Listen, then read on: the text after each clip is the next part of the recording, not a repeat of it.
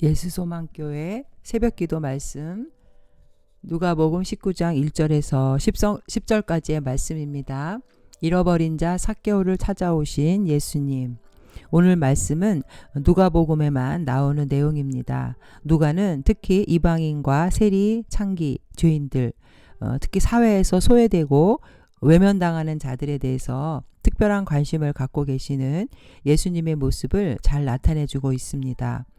예수님이 삭개오를 만나서 그의 집에 거하시며 그를 구원해 주신 사건은 바로 예수님이 이 땅에 죄인을 불러 회개시키러 오셨다는 것을 말씀하고 있습니다. 누가복음 19장 1절부터 4절까지 말씀입니다.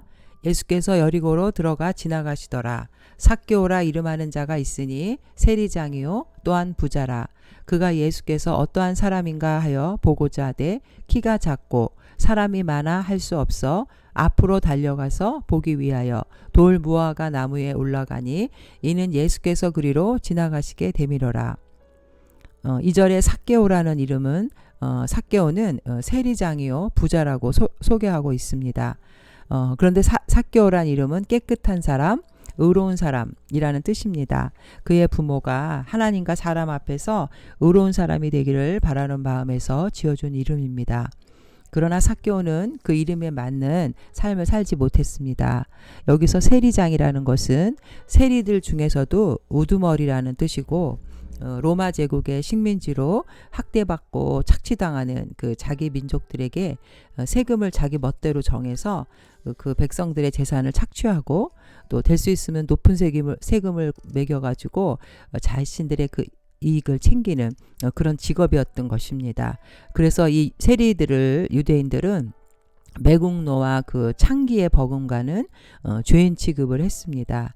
그런데 이런 불의한 세리들을 통솔하고 또 우두머리 역할을 했던 지휘한 사람이 바로 삭개오였던 것이죠.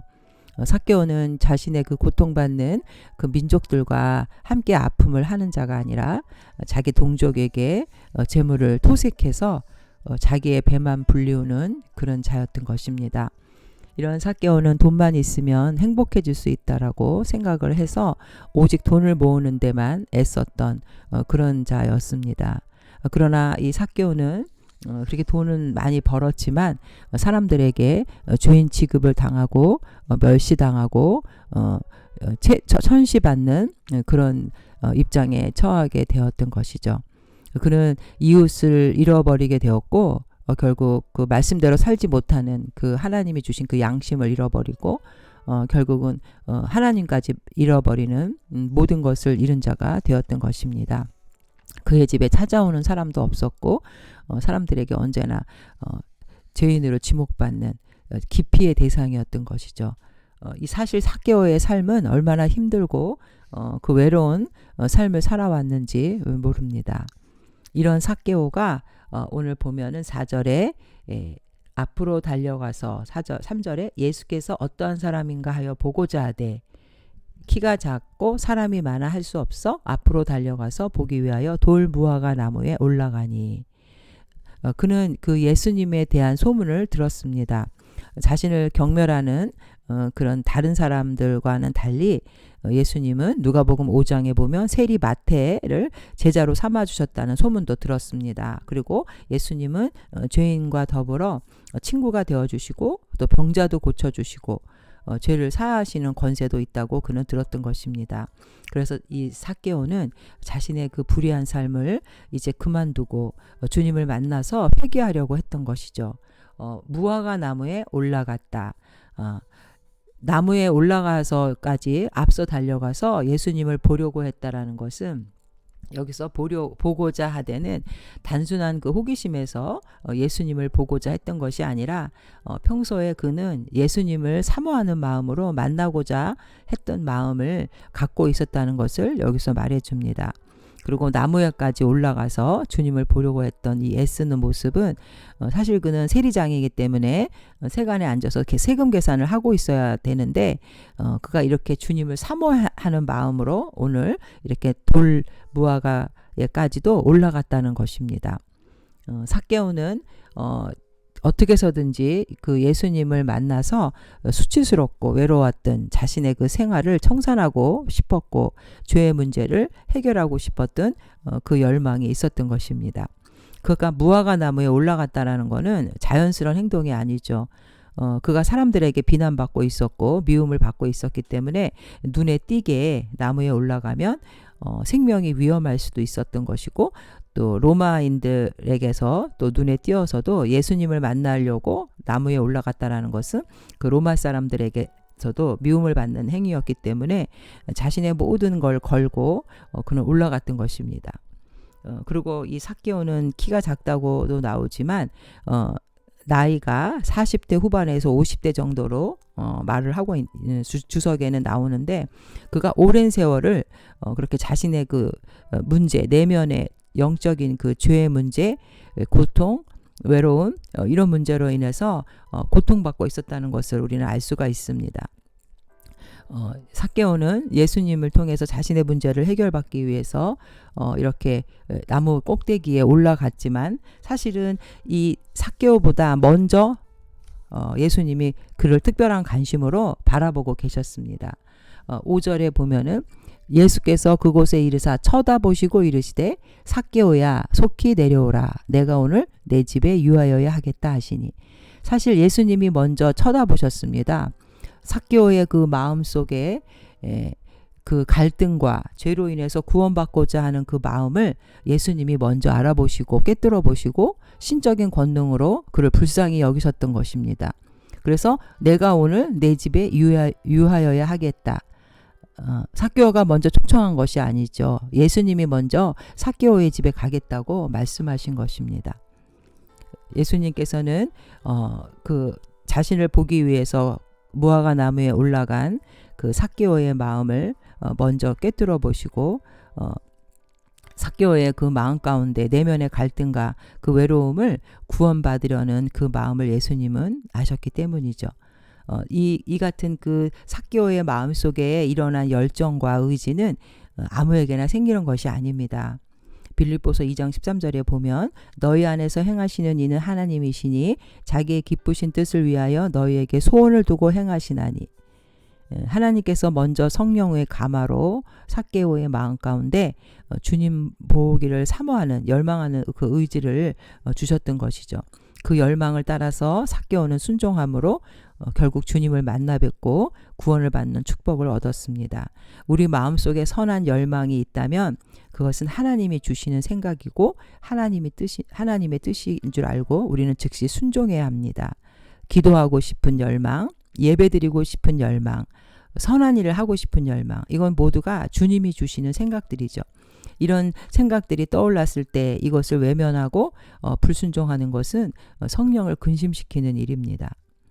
이제 평생 사람들의 비난과 죄책감 속에서 살아온 삭개오는 죄의 상태로부터 벗어나 자유하기를 그 원하는 마음, 그리고 구원자를 만나기를 사모하는 그런 마음이 있다라는 것을 예수님은 아셨습니다. 그래서 자신의 삶의 문제를 해결하려고 돌나무 위에 올라간 그 삭개오를 예수님은 쳐다보시고 관심을 갖고 바로 내려오라고 하신 것이죠. 그러나 그 7절에 보면은 사람들의 반응이 나옵니다. 7절에 보면은 뭇 사람이 보고 수군거려 이르되 저가 죄인의 집에 유하러 들어갔도다 하더라. 죄인을 영접하고 죄인과 함께 교제하면서 그를 구원하신 예수님에 대해서 동네 사람들이 예수를 향해 못마땅해하고 불평과 투덜거림을 하고 있는 내용입니다. 오히려 그들 자신이 죄인임을 깨닫지 못하고 자신들이 죄인이라고 비난했던 그 삭개오보다 그들은 더 악하고 죄로 가득 찬 사람들이었다고 할 수 있죠. 그들이 이렇게 불평한 이유는 예수께서 이제 죄인이라고 취급하는 그 삭개오의 집에 함께 먹고 마시며 숙박하고 한다는 그 사실 때문이었습니다. 사실 이런 비난은 여리고 사람들뿐만 아니라 바리새인과 서기관들도 마찬가지로 예수님을 비난했습니다. 당시 그 여리고에 있는 유대인들과 바리새인들, 서기관들은 세리를 죄인으로 취급하고 상종하지 못할 인간으로 여겼기 때문에 그 세리들은 자신의 그 탐욕 때문에 동족의 피를 빠는 로마의 그 하수인, 나라의 반역자, 매국노라고 여겼기 때문에 이들과 함께 거하고 음식을 먹는 예수님의 모습은 예수님도 그들과 똑같이 죄인이라는 것을 인정하는 것이 되기 때문에 그 당시 예수님은 랍비라고 불려졌고 많은 사람들을 질병에서 구원해 주시고 죽은 자를 살리시는 이런 그런 랍비라고 대접받던 예수님이 세리 죄인의 집에서 머물겠다고 하셨기 때문에 그들은 이것을 도무지 이해할 수도 없었고 매우 불쾌하게 생각했던 것입니다. 사실 예수님은 세리와 창기들, 정말 그 사회에서 고통받고 외면당하는 자들과 친구라고 말씀하시면서 그들의 아픔을 위로하셨습니다. 이제 삭개오는 8절에 보면 이렇게 그는 그 구원의 기쁨으로 자신의 이름을 불러주시고 자신을 구원해 주신 그 주님, 만나 주신 그 주님을 향해서 자신의 죄를 고백하고 회개하는 내용이 나옵니다. 8절에 보면 삭개오가 서서 주께 여짜오되 보시옵소서 내 소유의 절반을 가난한 자들에게 주겠사오며 만일 누구의 것을 속여 빼앗은 일이 있으면 내 갑절이나 갚겠나이다. 삭개오는 기쁨에 넘쳐서 회개하면서 자신이 그 가난한 자에게 자신의 소유를 절반을 나누어 주겠다고 합니다. 당시에 그 율법으로는 구제를 할 때 자기 소유의 20%를 구제하는 것이 율법이었는데 삭개오는 정말 진정으로 회개하는 마음으로 50% 반을 나누어 주겠다고 그 이웃사랑에 대한 마음을 나타내주고 있습니다. 그리고 자신이 남의 것을 강탈한 죄에 대해서는 4배로 갚겠다고 선언합니다. 이것 역시 당시 율법에는 부당하게 남의 것을 취하였을 때 그것의 5분의 1만을 더 보태어서 배상하게 되어 있는데 삭개오는 출애굽기 22장에 나오는 양을 훔쳐 잡거나 팔았을 경우 배상하는 율법, 바로 그 4배를 갚아야 되는데 이것을 하겠다고 합니다.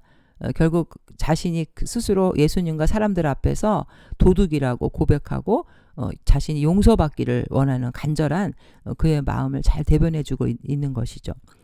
예수님은 이렇게 합당하게 회개의 열매를 맺는 삭개오를 보시면서 선포해 주십니다. 9절과 10절에 예수께서 이르시되 오늘 구원이 이 집에 이르렀으니 이 사람도 아브라함의 자손임이로다. 인자가 온 것은 잃어버린 자를 찾아 구원하려 함이니라. 이 당시 유대 사람들은 이 삭개오를 죄인이라고 정죄했지만 이제 예수님의 이 구원의 선포로 말미암아 이제 죄인이라는 과거의 세리라는 이유로 유대인들에게 죄인과 창기, 이방인과 같은 취급을 받아왔던 신분에서 삭개오는 해방될 수 있었습니다. 이제 아브라함의 자손이라고 덧붙이고 계시는 것이죠. 사실 아브라함의 자손이라는 이 말은 당시 유대인들이 자신들만 구원받을 수 있는 하나님의 택한 백성으로 혈통적으로 아브라함의 자손이라는 것을 매우 자랑하고 가시해 왔던 것입니다. 그러나 삭개오는 자기 민족으로부터도 유대인 취급을 받지 못했고 이방인처럼 소외감을 느끼며 살아올 수밖에 없었던 것이기에 이런 상황을 잘 아시는 예수님이 이제 그가 아브라함의 참 자손임을 확인시켜 주고 있습니다. 그러나 이 말의 뜻이 유대인이 생각하는 것처럼 혈통에 따른 아브라함의 자손이 구원받았다는 것이 아니라 믿음의 조상 아브라함의 영적인 자녀를 예수님은 말씀하고 있는 것이죠. 아브라함을 통해서 세계 모든 민족에게 복음이 전파되기를 바라셨고 구원받기를 원하셨던 그 예수님은 바로 이 아브라함의 자손이라는 의미가 영적인 자손임을 여기서 말씀해주고 있는 것입니다. 그래서 갈라디아서 3장 7절에 그런즉 믿음으로 말미암은 자들은 아브라함의 자손인 줄 알지어다. 예수님께서는 이 삭개오의 구원 사건을 통해서 우리에게 정말 인간의 그 내면의 문제, 세상의 재물로만 우리 인간은 만족할 수 없는 인간이라는 것이죠. 하나님의 형상으로 지음받은 인간은 그 죄의 문제를 해결하지 않고 세상에 아무리 많은 부귀영화를 준다 할지라도 그 죄의 문제를 해결하지 못하면 참된 만족과 평안과 기쁨을 누릴 수 없다는 것입니다. 인간의 죄의 문제는 오직 예수 그리스도 십자가 보혈의 공로를 통해서만 구원받는 것이고 그 죄를 해결함을 받았을 때 결국은 이 모든 물질과 재산도 하나님의 뜻에 합당한 대로 사용될 수가 있고 참된 기쁨을 누릴 수 있는 거죠. 온 천하보다 귀한 한 영혼, 사람이 모든 것을 다 얻을지라도 그 영혼의 구원을 얻지 못하면 세상적인 것이 무슨 소용이 있겠냐고 주님은 말씀하십니다. 삭개오는 세상의 재물이 자신의 노예가 되어서 우상으로 살아왔던 죄를 청산하고 구세주 예수님을 만나 사단의 종에서 해방되고 물질의 노예에서 해방되고 영원한 생명 구원을 얻는 하나님의 자녀가 된 것입니다. 자신의 내면의 죄의 문제를 해결하지 못했던 이 삭개오는 오직 인간의 내면의 고통의 문제를 잘 알고 계시고 죄의 문제를 해결해 주실 분은 예수님밖에 없다는 것을 깨닫고 그가 생명을 걸고 무화과 나무에까지 올라갔을 때 결국 그는 주님을 만나게 되었고 자기 자신뿐만 아니라 그 가정까지도 구원받는 놀라운 역사가 일어났습니다. 우리는 죄의 문제를 갖고 있는 한 세상의 그 어떤 것도 만족할 수 없는 인간입니다. 오직 우리 죄의 문제를 해결하러 오신 예수님께 우리의 삶의 모든 고통과 외로움과 문제를 주님 앞에 가지고 나올 때 우리는 그 모든 것을 해결을 받고 또 영혼의 구원을 받는 그런 축복의 역사가 일어나는 것입니다. 고린도전서 1장 27절에 그러나 하나님께서 세상에 미련한 것들을 택하사 지혜 있는 자들을 부끄럽게 하려 하시고 세상에 약한 것들을 택하사 강한 것들을 부끄럽게 하려 하시며 하나님께서 세상에 천한 것들과 멸시받는 것들과 없는 것들을 택하사 있는 것들을 폐하려 하시나니 이는 아무 육체도 하나님 앞에서 자랑하지 못하게 하려 하심이라. 하나님께서는 이렇게 우리 인간들, 죄인들, 연약한 자, 스스로 이 죄의 문제를 해결할 수 없는, 그래서 영원한 지옥의 형벌에 들어갈 수 없는 자들을 위해서 오셨고 또 그렇게 약한 자를 위해서 주님은 자신의 몸을 희생하셨습니다. 우리는 우리 인생의 문제가 세상의 것으로는 해결받을 수 없고 이 죄의 문제는 오직 주님 앞에서만 해결받을 수 있음을 깨닫고 주님 앞에 나와 구원받고 하나님의 축복받는 자들 되시기를 주님의 이름으로 축원드립니다. 아멘.